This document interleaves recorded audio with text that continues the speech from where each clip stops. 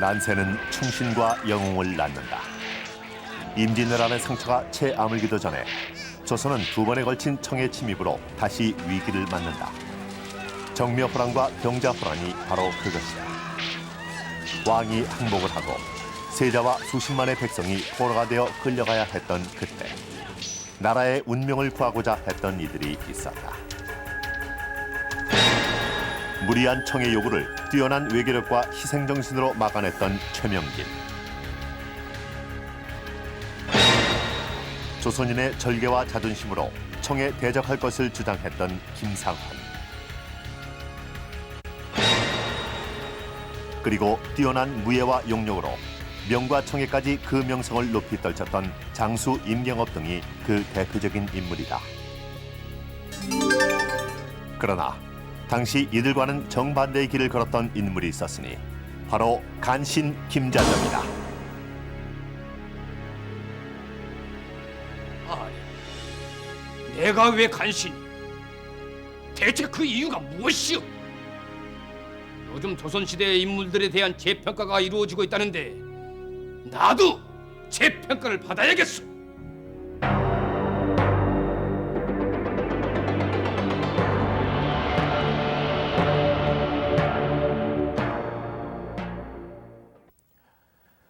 병자호란 후 인조 말기에 전국을 주도했던 김자점. 그는 당시에 활약했던 많은 정치가들 중에 간신으로 평가되고 있는 아주 독특한 인물입니다. 그는 어떻게 해서 이런 오명을 쓰게 된 것일까요? 만약 오늘날 그를 재평가한다면 그는 과연 역사의 면죄부를 받고 간신이란 오명을 씌울 수 있을까요? 오늘 TV 조선왕조실록에서는 청문회 형식을 빌어 역사가 간신으로 기록하고 있는 한 인물의 정치 행로를 살펴보고자 합니다.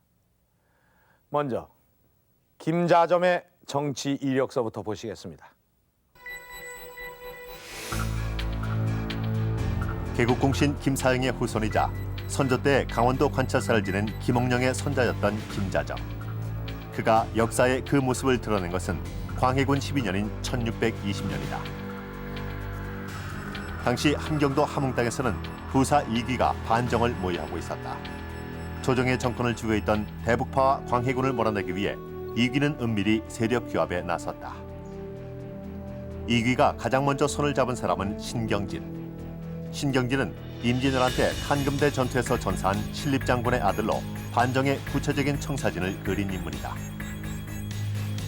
여기에 유생 두 사람이 합세하니 그중 한 사람은 권철의 문인이었던 심기원이었고 또 다른 한 사람이 바로 성혼의 문인이자 이귀의 사돈이었던 김자점이었다.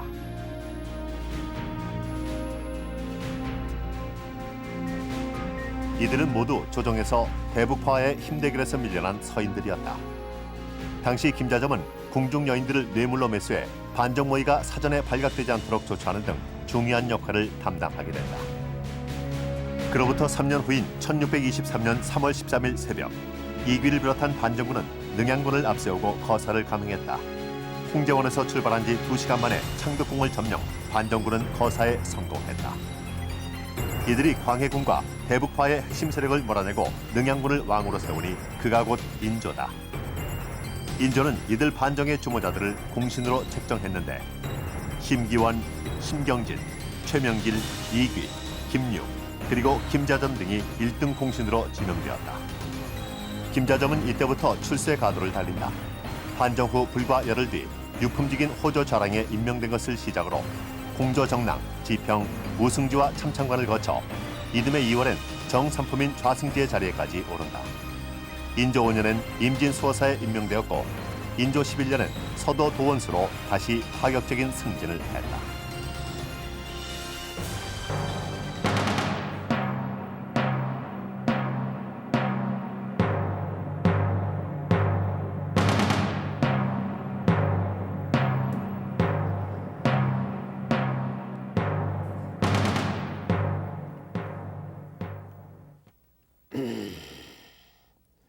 보셨다시피 나는 방정공신으로 인조시대를 열었고 인조 제위 27년간 중신으로 종사에 헌신했소.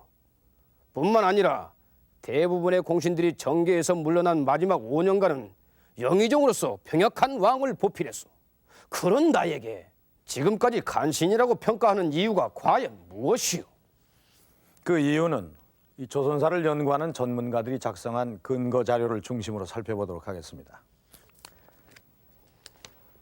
이 첫 번째 지리서는 이 군사 전문가들로부터 온 것인데 당신은 병자호란 때 어떤 직책에 있었습니까? 도원수로 있었소. 군사 작전상의 실질적인 최고 책임자였지. 도원수라. 그렇다면 임진왜란 때 권율 장군과 같은 위치에 있었군요. 그런데 그때 당신은 아주 중대한 직무유기를 했다고 하던데 사실인가요? 나는 문신이었으나 병자호란 당시 목숨을 걸고 전방을 지키던 사람이었어. 또 당시 중요한 방위 거점이었던 백마상성과 정방상성을 보수한 사람도 바로 나였고, 그런데 도대체 내가 무슨 직무유기를 했단 말이오? 그 이유나 좀 들어봅시다. 정묘호란이 있은 지 불과 9년 뒤 후금은 국호를 청으로 고친 뒤 조선에 대해 군신관계 요구, 명과의 동등한 대우 등 외교적 압박을 가해온다. 이에 대해 조선이 사신연금 등 강경한 척화 노선을 취하자 청태종 홍타이즈는 12만 명의 군사를 이끌고 또다시 조선을 침입한다. 병자호란의 시작이었다. 청의 12만 대군은 압록강을 건넌 지 엿새 만에 홍제원에 이르렀고 그 이틀 뒤에는 인조가 피난한 남한산성을 포위했다. 이에 인조는 전국의 근황부대에 명하여 남한산성으로 집결해서 청의 후방을 공격하게 했다. 이에 따라 전라도의 이시방, 충청도의 정대수, 경상도의 시면이 근황병을 이끌고 수도권으로 진입하였다. 이 중 전라도의 이시방 부대는 청의 명장 양굴리 부대에 치명적인 타격을 줬으나 식량과 무기 부족으로 결국 퇴각했다.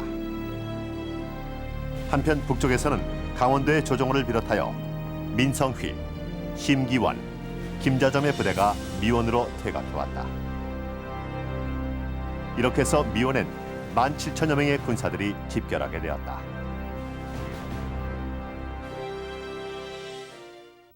이때 서우시는 남한산성으로의 진격을 주장한다. 장군, 왜 남한산성으로 진격하지 않는 것이오? 지금 적들은 남한산성을 포위하고 온갖 협작과 횡포로 전하를 위협하고 있어. 식량은 떨어지고 군사들의 사기도 땅에 떨어져 전하가 큰 고초를 겪고 계시다는 걸 뻔히 알고 계시지 않소? 적군은 각 지역에서 밀고 올라오는 우리 군사들의 기습 공격을 막느라 전력이 분산돼 있어. 이럴 때 우리도 기습적으로 후방을 교란한다면 한번 해볼 만하지 않겠소이까?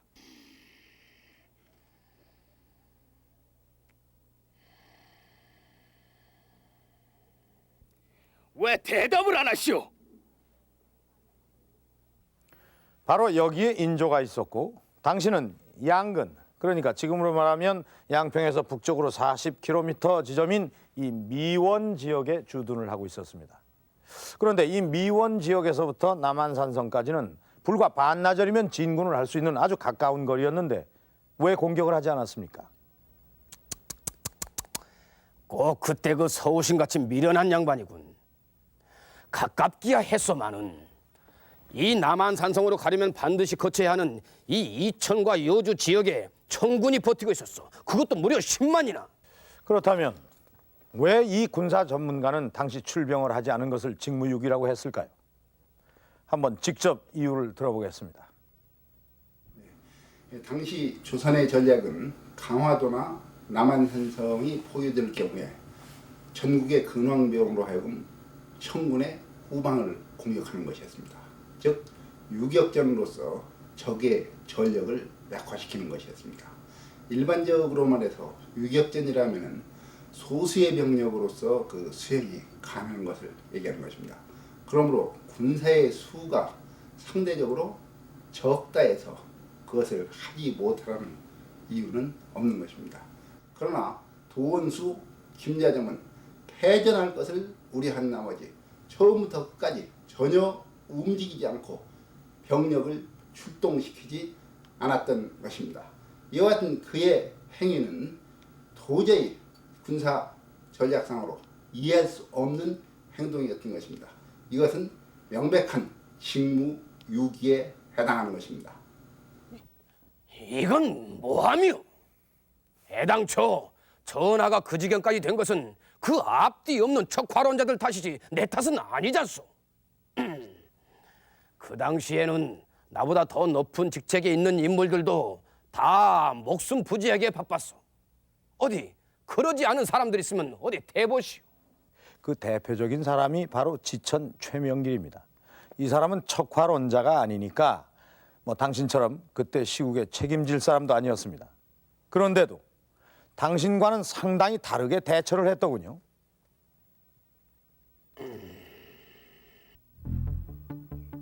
(1636년 12월 13일) 밤 정방산성에 있던 도원수 김자점의 두 번째 장계가 도착했다. 청해 선봉부대가 평양을 통과했다는 급보였다. 사태의 급박함을 깨달은 조정은 이튿날인 12월 14일 새벽 종묘의 신주와 왕자 비빈 등 왕실 사람들을 강화도로 피난하도록 조치한다. 뒤이어 인조의 피난 행렬이 숭례문에 도착했을 때 이미 청군의 선발대가 강화도와 한성 사이에 양철진에 당도했다는 소식이 전해진다. 인조는 어가를 멈추고 훈련대장 신경진으로 하여금 청해 한성 진입을 봉쇄하게 하였다. 하지만 신경진은 전투에서 패하고 적의 포로가 되고 말았다. 뒤이어 이날 오후에는 청해 주력 부대가 홍제원에 도착했다는 급보가 다시 날아들었다. 사태가 그 지경에 이르자 인조와 조정은 매우 당황했다. 당시 조정은 척화론이 지배적이었으나 막상 그로 인해 전쟁이 일어나자 현실적인 대안을 찾지 못했다. 바로 그때 이조판서 최명길이 직접 적진으로 들어가 그들의 동정을 살피겠다고 자청했다. 다급했던 인조는 이를 허락하여 최명길로 하여금 강화를 청하면서 진격을 늦추게 만들라고 명한다. 최명길은 병자호란 당시에 이조판서를 맡고 있었습니다. 청과의 군사행동에 직접 관여할 필요는 없었던 것이죠. 그런데도 청의 별동대가 아주 빨리 내려와서 인조가 원래 계획대로 강화도로 들어갈 시간도 얻지 못하게 되었습니다. 그때 최명길은 자진해서 청의 진영으로 찾아가서 침략해온 것을 따지고 그리하여 결과적으로 인조가 남한산성으로 피난할 수 있는 시간을 벌었습니다. 그뿐만 아니라 청의 멸시와 척화파의 공격 속에서도 전란 내내 청과의 어려운 외교관계를 맡았었죠. 전란이 끝난 후에도 목숨을 걸고 승정국 청에 찾아가서 패전국의 초라한 외교관으로서 아주 어려운 문제들을 해결했습니다. 그래서 결국 당신은 직무유기죄로 전쟁이 끝난 후에 탄핵을 받게 되었던 거고요. 정세진 씨, 네. 관련 기록을 좀 찾아봐 주시겠습니까? 예. 전쟁이 끝난 후인 인조 15년 2월 15일 김자점은 중도에 유배되는 처벌을 받게 됩니다. 하지만 두 달 뒤인 4월 3일에는 김자점을 다시 중벌로 다스려 사형에 처해야 한다는 주장이 시작이 되고 이런 대간의 주장은 1년이 넘도록 계속됩니다.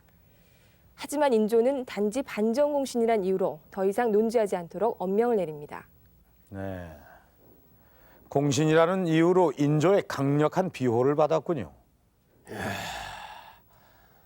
지금 생각해보아도 성은이 망극할 따름이다. 아마도 내가 유배지에서 병을 얻지 않았더라면 다시는 세상 구경을 못했을 것이오. 당시 나를 탄핵한 자들은 같은 서인이면서도 공신의 반열에 들지 못한 자들이오. 그들은 늘 공신들을 헐뜯는 일을 일삼았소. 하지만 공신들이 모두 그렇게 비난을 받았던 것은 아니었지 않습니까? 혹시 평소에 그럴 만한 원인을 제공했던 것은 아닐까요? 아니, 그럴 만한 원인이라니.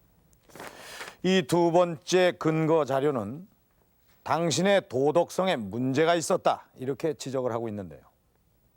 아니, 그럼 내가 권력에 있다는 것을 빌미로 무슨 비리를 저질렀다 이런 말이오? 아니 비리도 비리려니와 이 군자의 도를 중하게 여기던 당시 사회에서 도저히 상식적으로 이해할 수 없는 그런 행동을 했었다라는 기록이 꽤 나와 있는데 좀 기분 나쁘시겠지만은 당시 백성들의 소리를 직접 들어봐야 하겠습니다. 비리 고발 창구에 정용실 씨 나와 주십시오. 네, 이곳은 김자점의 비리 고발 접수 창구입니다. 이 제보자들의 신원을 철저히 보호한다는 조건을 내걸고 저희가 창구를 개설한 결과 지금 백성들의 고발이 쇄도하고 있습니다. 지금까지 접수된 내용을 한번 좀 살펴볼까요? 형졸이 제보를 했는데요. 형벌 남용에 관한 내용을 제보를 했습니다. 김자점이 죄인을 신문을 할 때 국법으로 정한 그 형벌 원칙을 어기고 변칙적인 고문을 시행했다는 그런 내용입니다. 보통 죄인을 매로 때리게 될 때는 정강이, 즉 무릎 아래를 때릴 때는 세워놓고 때리게 되어 있는데요. 김자점은 죄인을 눕게 한 후 다리를 오그리게 한 다음 정강이를 내리쳤다고 합니다. 그런데 이렇게 눕혀놓고 내리치면 맞는 사람의 고통이 정강이를 옆으로 세워놓고 때리는 것보다 훨씬 크기 때문에 죄인들은 물론이고 형졸들 사이에서도 김자점에 대한 원성이 자자했다고 합니다. 김자점이 형벌을 남용한 사례는 또 있소이다. 누구시지요? 심기원의 옥사를 아시오. 심기원의 옥사라면 인조 22년에 있었던 영모 사건 말씀하시는 건가요? 그렇소. 심기원은 과격한 반청주의자였소. 그는 청나라를 배척하는 의식이 지나치게 강한 나머지 조정과 임금이 청에 대해 미온적인 태도를 보인다여 역모를 일으켰지. 끝내는 처형을 당했는데 나는 그때 형 집행 책임자인 가명도사였소. 그렇다면 심기원의 옥사와 김자점과는 어떤 관계가 있다는 건가요? 심기원의 처형을 준비하고 있을 때 김자점이 사람들의 눈을 피해 나를 찾아왔소. 원래 김자점과 심기원은 목숨을 걸고 반정을 도모한 동지 사이 아니오. 그래서 나는 심기원을 위해 특별히 부탁할 것이 있어서 온 줄로만 알았소. 그런데 김자점의 입에서 전혀 뜻밖의 말이 터져 나왔던 게 심기원과 같은 대역 죄인을 그리 간단히 처형해서는 안 되지 않겠소. 그래서 하는 말인데 처형 방법을 달리 해보는 것이 어떻겠소? 무슨 말씀이신지. 죄인을 처형할 때 어떤 식으로 하고 있소? 먼저 머리를 베고 난 뒤 팔과 다리를 자르면 끝나는 게죠. 이번엔 그 순서를 바꾸는 게 어떻겠소? 먼저 팔과 다리를 베고 난 뒤에 마지막으로 목을 치는 거요. 하지만 법으로 정해진 처형 순서를 어찌 함부로 바꿀 수가 있겠소? 그래서 할 수 없다 이 말이요. 그런 자가 전하의 신임을 얻어 당상관의 자리에 앉아 있으니 장차 나라꼴이 어찌 될지 통탄스러울 뿐이오. 제보 감사드립니다.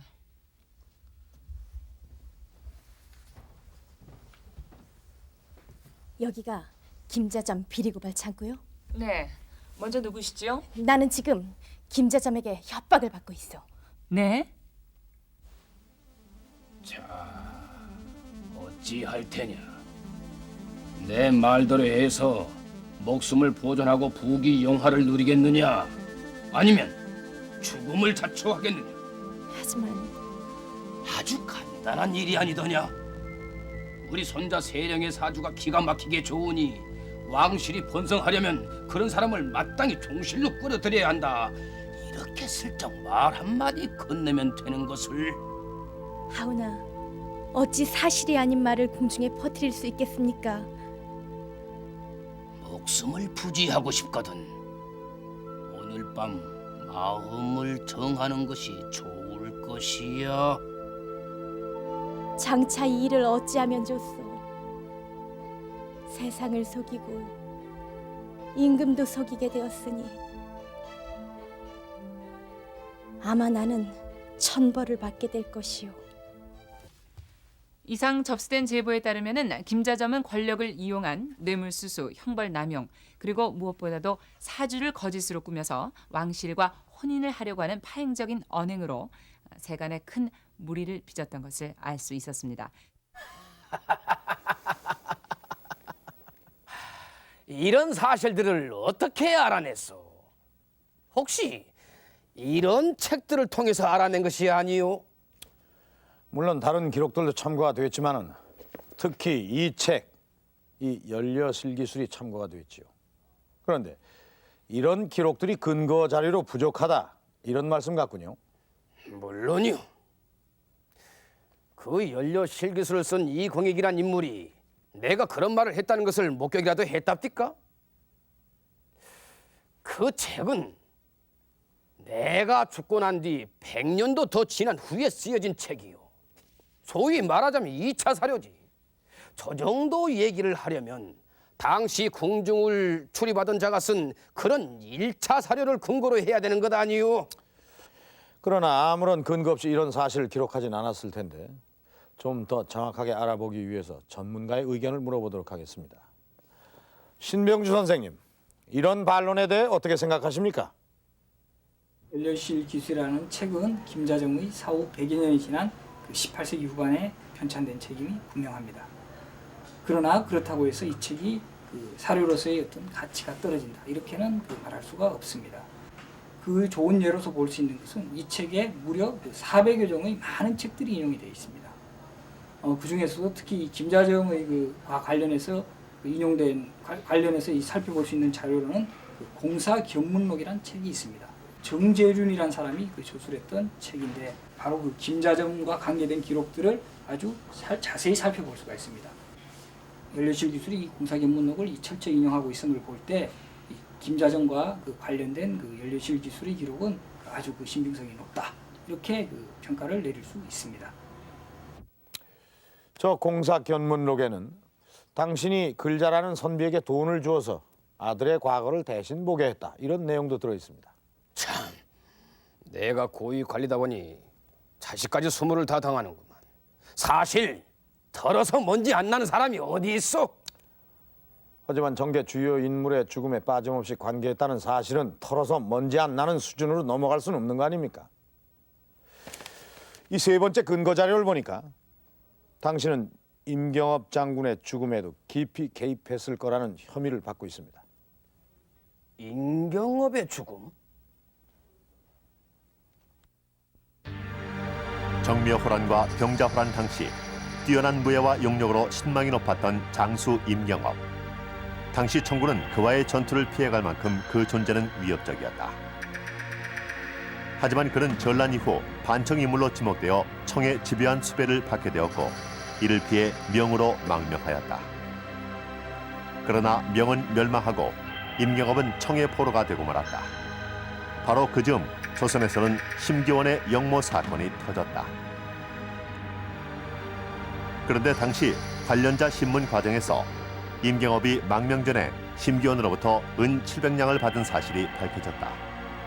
이로 인해 임경업은 공모 혐의를 받아 서울로 압송된다.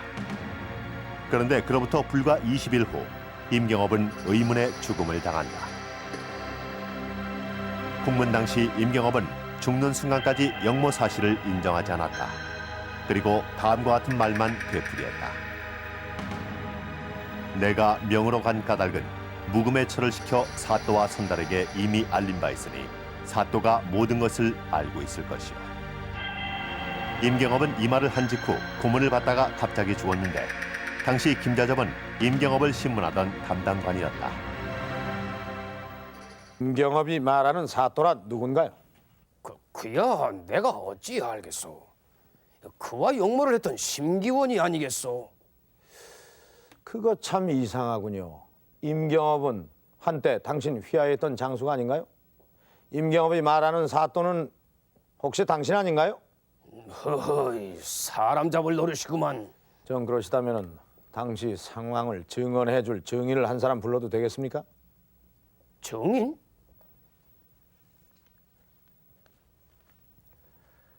본인 소개를 좀 해주시죠. 묵음의 처입니다. 그러니까 임경업 장군이 명으로 도망갈 때 마포 나루에서 장군을 마지막으로 본 사람이군요. 남편 묵음과 저 사람과는 어떤 관계였습니까? 어떤 관계였죠?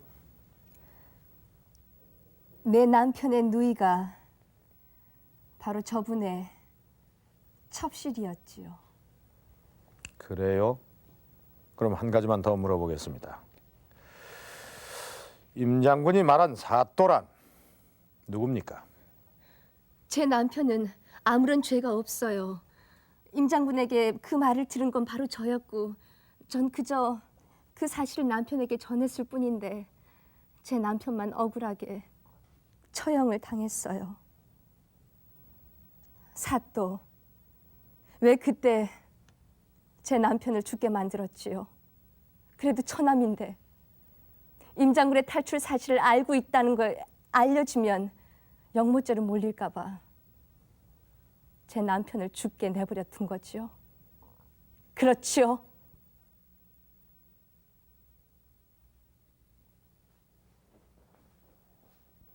혹시 무금을 죽게 했던 것과 마찬가지로 당신도 심기원 영모 사건의 공모자로 의심을 받을까 봐 임경업을 고문으로 죽인 건 아닌가요?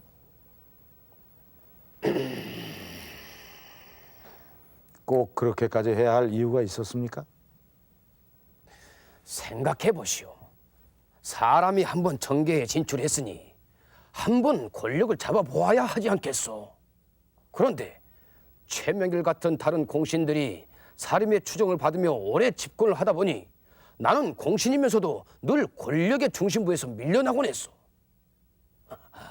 하지만 나라고 죽으란 법은 없었소. 마침내 나에게도 기회가 온 거요. 심기원의 영모 사건이었군요. 그렇소. 그런데 임경업의 뜻하지 않은 말 한마디가 그 절호의 기회를 위협하고 있었고요. 말하자면 그런 셈이지.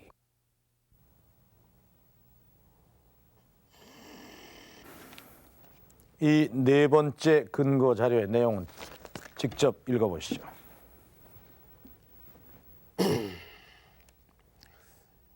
김자점은 심기원이나 임경업 등 정적이 될 만한 대신이나 장수들 뿐만 아니라 왕실 사람들의 제거에도 깊숙이 관여했다. 그로 인해 희생된 사람이 바로 소현세자 일가족이었다. 허허, 이것은 정말 억울하오. 소현세자의 죽음에 관한 한 나는 조연에 불과하오. 그럼 누가 주연이었단 말입니까? 바로 전하였소. 심기원의 옥사가 있었던 그 이듬해에 소현세자가 청에서 돌아왔소. 당시 대제학 이식이 축하 시를 지었는데 세자가 돌아왔으니 병자호란의 치욕을 다 씻은 것과 같다고 기뻐했소. 그런데 세자의 귀국을 복잡한 심경으로 지켜보는 사람이 있었으니 바로 전하였소.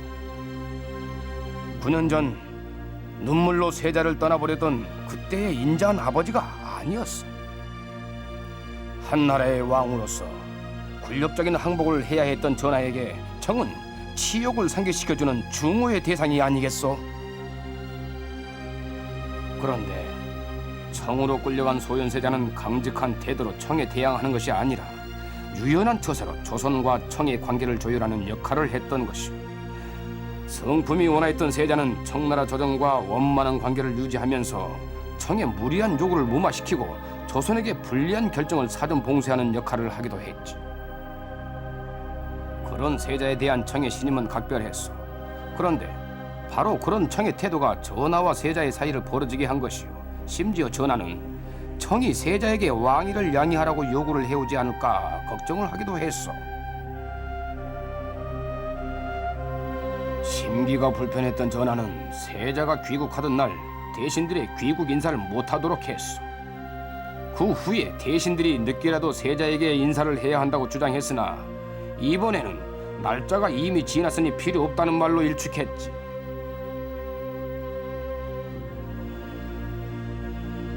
전하의 냉담한 태도에 세자는 늘 마음을 졸였고 결국은 귀국한 지 불과 2달 만에 병을 얻어 돌아가시고 말았소.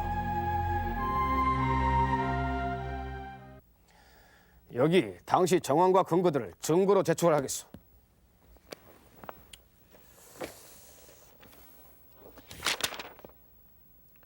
여기에는 그 세자의 독살 가능설에 관해서는 언급이 되어 있지 않군요. 아니, 독살이라니? 당신은 당시 인조가 총애하던 후궁 그 조귀인과 아주 각별한 사이였죠. 그런데 당시 세자의 의관이었던 이형익이란 인물을 소개한 사람이 바로 조규인이었고, 바로 이 점 때문에 사람들은 당신과 조규인이 짜고 또 인조의 묵인하에 세자를 독살한 것이 아니냐, 이렇게들 말하고 있는데. 난 전혀 모르는 일이오. 그래요. 그렇다면 당시 역사를 연구하는 전문가에게 좀 더 자세한 얘기를 들어볼까요? 사실 소현세자는 독살이 되었을 가능성이 많은데, 이는 시신이 검게 변했다든지 또 7구멍에서 피가 난 흔적이 있다는 것이 그 증거입니다. 그런데 김자점이 이 독살에 직접 관여했다는 증거는 없습니다만, 소현세자의 빈인 강빈을 사사하려고 할 때 모든 백관이 반대함에도 불구하고 김자점이 유일하게 찬성하면서 이 옥사에 깊이 개입한 사실이 확실하기 때문에 소급하여 그런 의심을 받는 것입니다. 내가 대신들과 맞서서 전하의 편에 섰다 해서 이런 오해들을 하는 모양인데, 전하는 병자호란 이후로는 명분을 앞세우는 대신들을 신뢰하지 않았소. 그들은 늘 척하다 주하다 하면서 논쟁만 일삼고 전하의 의중을 헤아리는 일은 뒷전이었소. 전하는 외로웠고 난 그런 전하를 받들었을 뿐이요. 그런데 당신은 이 사건이 있은 직후에 우의정으로 있다가 좌의정 그리고 영의정으로 파격적인 승진을 했죠. 이런 사실들로 보건대 인조가 소현세자를 제거하는 데 당신을 이용했듯이 당신도 당신의 권력 기반을 확실히 하기 위해서 인조를 이용했던 것은 아닌가요? 인군을 위하는 것도 신하의 도리요. 난 그 길을 택했을 뿐이요. 그랬습니까? 그렇게 인군을 위한다는 분이 어째서 그렇게 효종에겐 무서운 복수를 했습니까? 복수라니? 효종이 대신들의 뜻에 따라 당신을 정계에서 축출하자 당신은 효종과 대신들을 모함해서 청나라에 고발하지 않았습니까? 장릉지문을 이용해서 말입니다. 장릉지문? 경기도 파주군에 있는 인조의 묘 장릉. 장릉지문이란 바로 이 장릉에 관한 내용을 정리한 장릉지를 말한다. 조선 왕실 사람들의 비문, 지문, 행장 등을 모아놓은 열성지장 통기. 문제가 되었던 장릉지문은 바로 여기 실려 있다. 청이 장릉지문을 문제 삼은 것은 연호 때문이었다. 당시 청과 군신 관계를 맺은 조선은 형식상 청의 연호를 사용해야 했다. 그런데 이 장릉지문에는 청의 연호는 없고 기축이라는 간지만 표시되어 있다.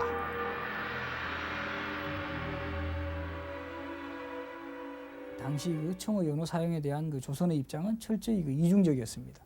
국가의 어떤 공식 외교문서 같은 데서는 할 수 없이 그 청의 연호를 썼지만, 그 일반적인 그 기록물이라든가 문지가 같은 경우에서는 그 대부분 그 연호를 쓰지 않고 간지만을 기록하거나 또는 그 특별히 연호를 쓸 때는 오히려 그 명나라 연호를 쓰는 그런 입장이 더 일반적이었습니다. 그 대표적인 어떤 보기로 여기 그 이식의 그 택당집이라는 문집이 있습니다. 이 문집을 볼 것 같으면 이 문집에 서문을 그 송시열이 썼는데, 이 서문을 보면은 바로 여기에 그 서문을 쓴 연도에 그 숭정이라는 연호를 사용하고 있습니다.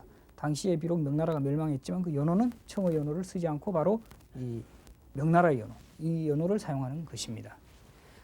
이런 것들은 그 당시 그 살림사의 일반적인 어떤 분위기였다고 볼 수 있습니다. 때문에 이 장릉지문에 청의 연호가 없다는 사실은 당시 조선 사회에서 특별히 문제 삼을 만한 일이 아니었다. 더구나 이 장릉지문은 청에 보내는 공식 문서도 아니었다. 그런데 인조 말기부터 청과 내통하며 긴밀한 관계를 유지해왔던 김자점은 역관 이형장을 시켜 이 장릉지문을 청에 보내고 새 임금이 이에 신하를 쫓아내고 반정인사를 등용했으며 장차 군사를 일으켜 오랑캐, 즉 청을 치려 한다고 밀고 한 것이다.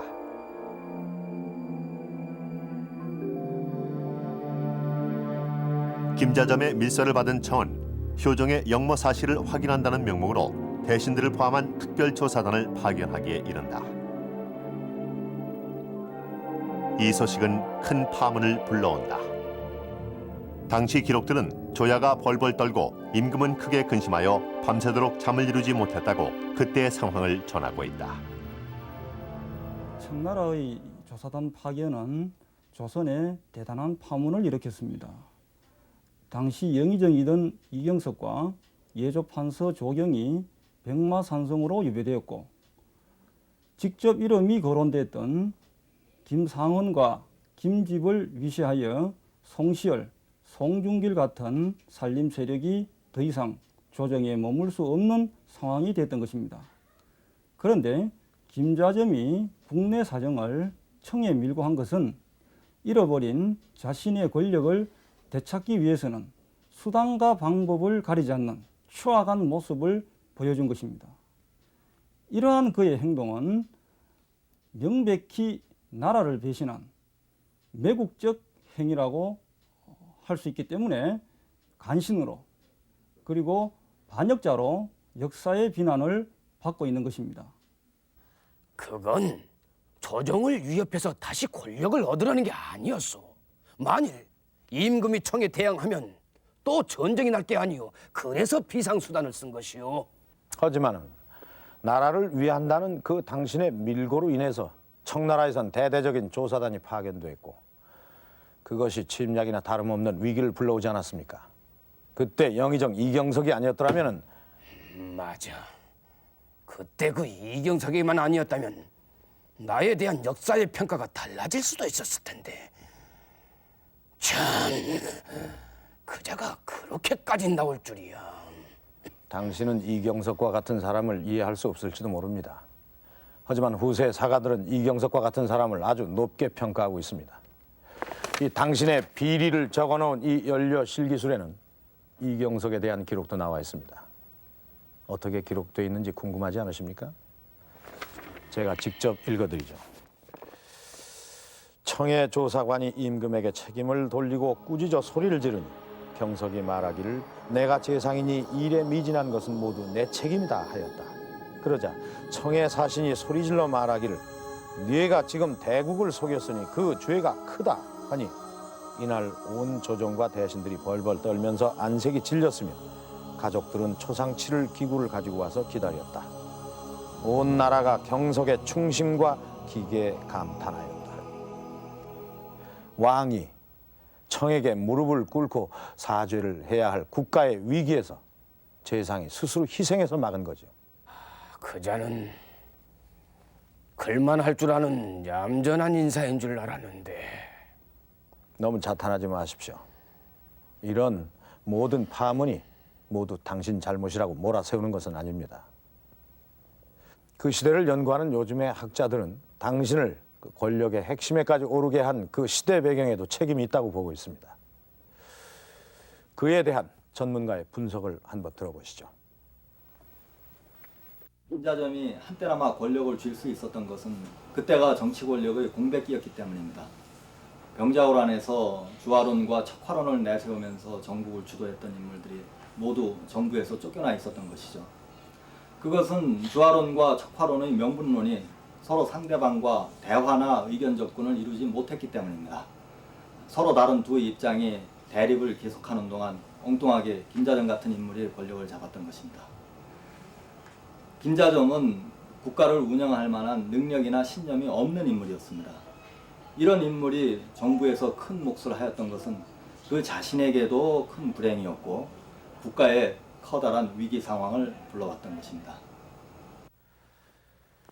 결국 김자점은 청을 이용한 정계 복귀에 실패하자 영모 사건을 일으켜 국문을 받게 됩니다.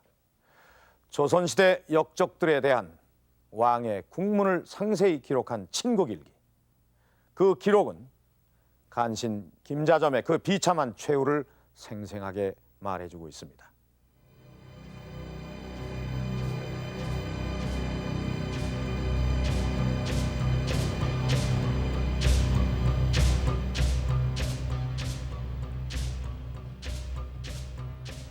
왜 영모를 꾀했는가? 처음부터 영모를 생각한 건 아니었어. 아들이 모의한 것을 보고받지 못했는가? 내 아들식도 처음엔 나를 탄핵했던 대신들 몇 사람을 제거하려던 생각뿐이었어. 하지만 숭성군을 추대하려고 하지 않았는가? 그건 나중의 일이요. 아들이 이미 일을 저질러 놓은 후였고, 그래서 내가 아들에게 숭성군을 추대하는 것이 좋을 것이라고 말한 것뿐이요. 그렇다면 영모가 분명하지 않은가? 영모? 대역죄인 김자점을 능지 처참하고 그 시체를 각처에 돌리도록 하라.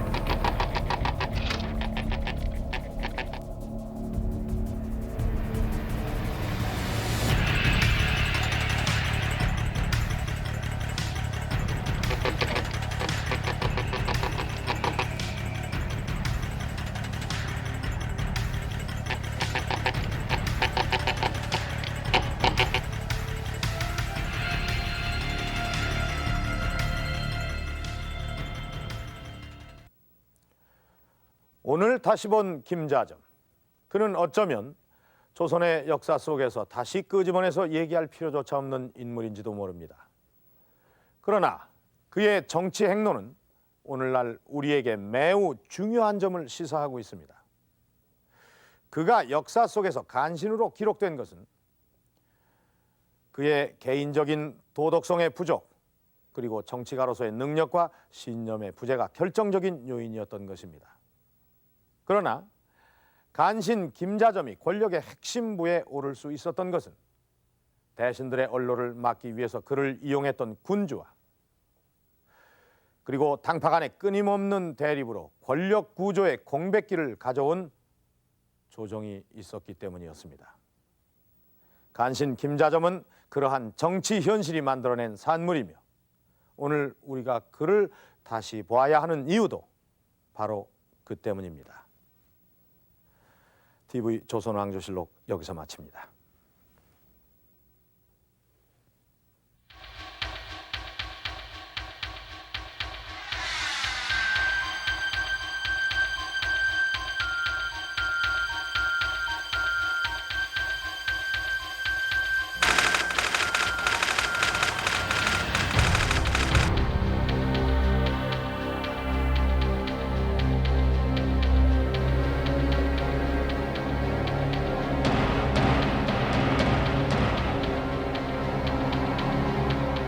그런 나에게 지금까지 간신이라고 평가하는 이유가 과연 무엇이오?